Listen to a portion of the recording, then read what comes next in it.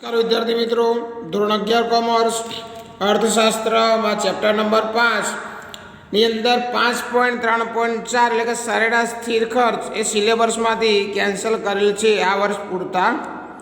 પછી સરેરાશ અસ્થિર ખર્ચ આ પણ આ સિલેબસમાં આ વર્ષે કેન્સલ કરેલ છે એટલે આપણે આ પણ ભણવાનું નથી. એટલે સરેરાશ સ્થિર ખર્ચ અને સરેરાશ અસ્થિર ખર્ચ પણ અહીંયા કેન્સલ રાખેલ છે.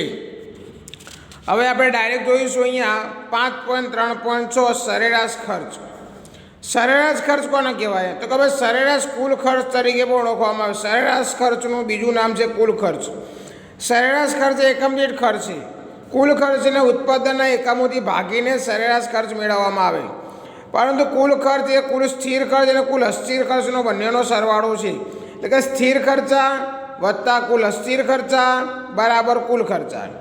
એના ઉત્પાદનના એકમો વડે ભાગોળે સરેરાશ ખર્ચ મળે. તમને જો સમજાવું, અહીંયા શું છે સરેરાશ ખર્ચ. તો સરેરાશ ખર્ચ કેવી રીતે મળે? એને જો કુલ ખર્ચો હોય એના ઉત્પાદનના એકમો વડે ભાગવો પડે.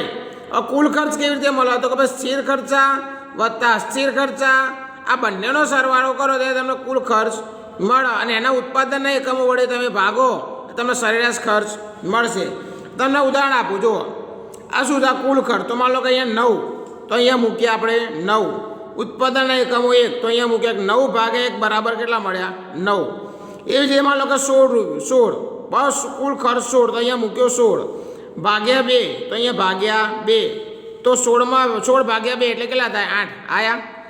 આ 21, આ કુલ ખર્ચ મૂક્યા 21 ભાગ્યા 3, તો કે ભાઈ ભાગ્યા 3, તો 21 ભાગ્યા 3 કરીએ તો કેટલા મળે? આપણને 7 મળે.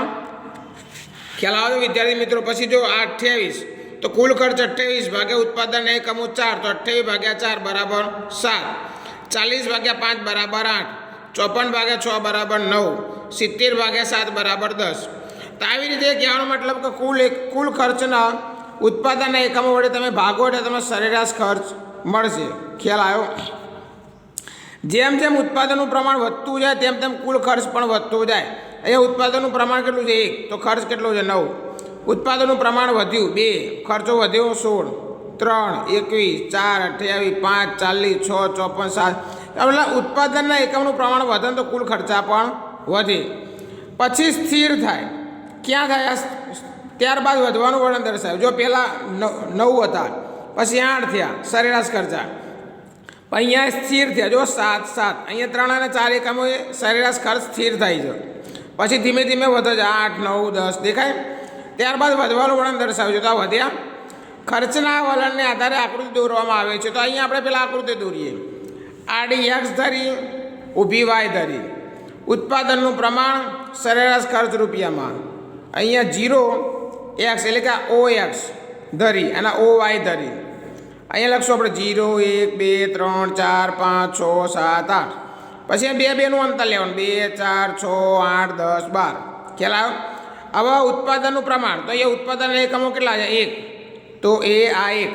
હવે કુલ ખર્ચો અહીંયા સરેરાશ ખર્ચની આકૃતિ જોવાની છે.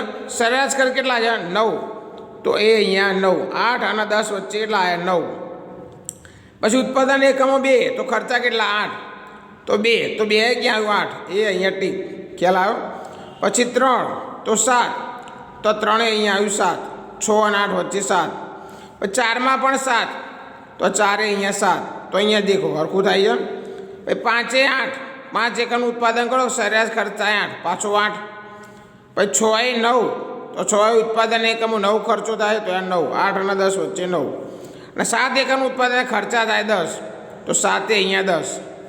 હવે તમે એના નામ આપશો A B C D E F G. તો આમ યુ જેવી આકૃતિ બનશે. તો આને કહેવાય એવરેજ કોસ્ટ, એટલે કે સરેરાશ ખર્ચની રેખા. આપણે સરેરાશ ખર્ચની રેખા બનાવી. ખ્યાલ આવ્યો? આમ આકૃતિ OX ધરી પર એક ઉત્પાદનના એકમો, OY ધરી પર સરેરાશ ખર્ચ રૂપિયામાં. શરૂઆતમાં ઉત્પાદન વધતા સરેરાશ ખર્ચ વધે છે. જો આ ઉત્પાદન વધ્યું તો સરેરાશ ખર્ચ પણ વધ્યો. પછી 3 અને 4 સ્થિર થાય છે. શરૂઆતમાં ઉત્પાદન વધતા સરેરાશ ખર્ચ ઘટે છે. અમુક ઉત્પાદન પર સરેરાશ ખર્ચ એ અસ્થિર ખર્ચમાં વધારો થાય, કુલ ખર્ચ વધે. સરેરાશ ખર્ચની રેખા કેવી બને? યુ આકારની. આ જો આમ યુ આકારની બની, યુ આકારની બનશે. ટૂંકમાં શરૂઆતમાં સરેરાશ ખર્ચ ઘટે છે, અહીંયા ઓછો હોય છે, બરાબર છે. પછી એ સ્થિર થાય, પછી ધીમે ધીમે અહીંયા વધવા લાગે છે, એટલે અહીંયા યુ આકારની આકૃતિ બનશે. ખ્યાલ આવ્યો? હવે આપણે જોઈશું સીમાંત ખર્ચ. આપણે જાણીએ છીએ કે ઉત્પાદન વધારવામાં આવતા ખર્ચમાં પણ વધારો થાય. ઉત્પાદન વધારો તો ખર્ચ તો વધે ને. આજે 50 માણસનું જમવાનું બનાવો 500 માણસનું બનાવો તો ખર્ચો વધે નહીં. આમ કુલ ઉત્પાદનના એક એકમનો વધારો અથવા ઘટાડો થવાથી કુલ ઉત્પાદન ખર્ચમાં ફેરફાર થાય અને સીમાંત ખર્ચ કહેવાય. 50 માણસનું જમવાનું બનાવો તો વધુ ખર્ચો થાય, 250 માણસનું જમવાનું બને તો એનાથી વધારે ખર્ચો થાય, અને 500 માણસનું જમવાનું બને તો એનાથી વધુ ખર્ચો થાય. ટૂંકમાં ઉત્પાદન વધે તો ખર્ચો પણ વધે. સીમાંત ખર્ચ એટલે કે ઓછામાં ઓછો ખર્ચ. ટૂંકમાં વધારાનું એક એકમ ઉત્પન્ન કરવાથી કુલ ખર્ચમાં ફેરફાર થાય. આગળ જોઈએ એટલે ખ્યાલ આવશે તમને. જુઓ સૂત્ર અને ઉદાહરણ. આપણે n એકમનું ઉત્પાદન ખર્ચ n-1 એકમના ઉત્પાદન ખર્ચમાં તફાવત દ્વારા સીમાંત ખર્ચ એટલે કે મિનિમમ કોસ્ટ જોઈએ. અહીંયા સૂત્ર આપ્યું MCN = TCN - TC bracket in n-1. n એટલે શું? એકમોની સંખ્યા. ધારો કે MCN બરાબર n એકમોની સંખ્યા, TCN = n એકમોનો કુલ ખર્ચ.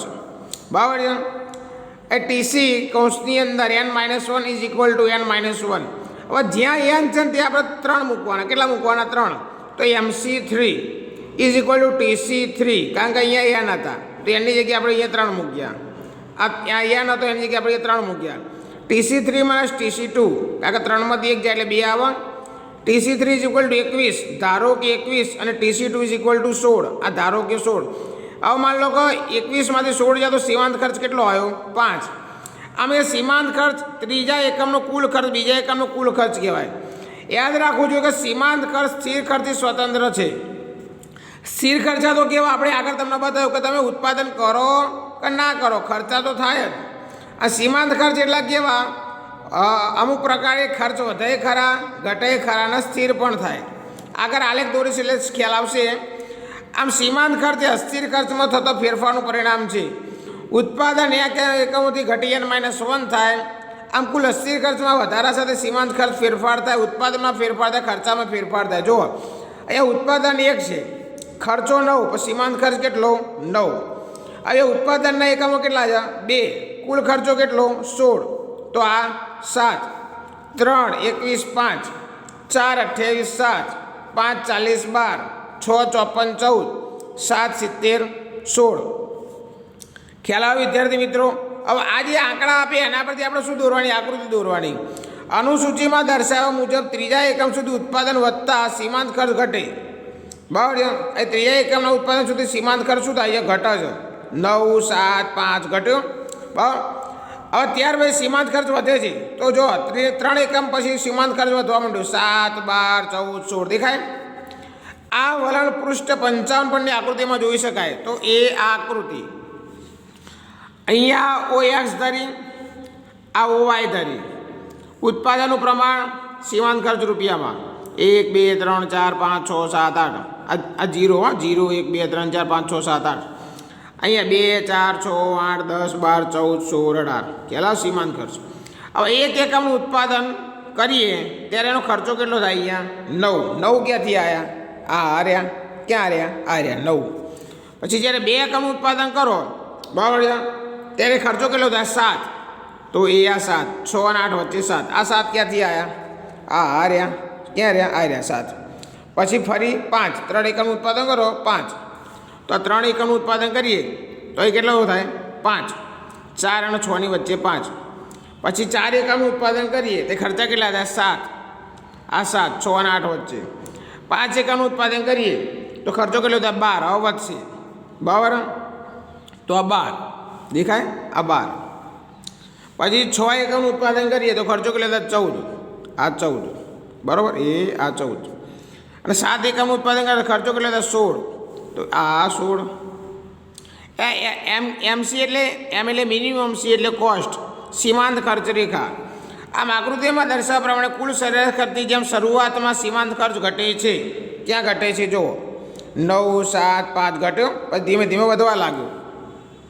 પરંતુ અમુક સમય બાદ તેમાં વધારો થાય છે, કારણ કે ઉત્પાદન વધતા આરંભમાં કુલ અસ્થિર ખર્ચા ઘટે, અમુક બિંદુ પછી વધતા દરે વધે.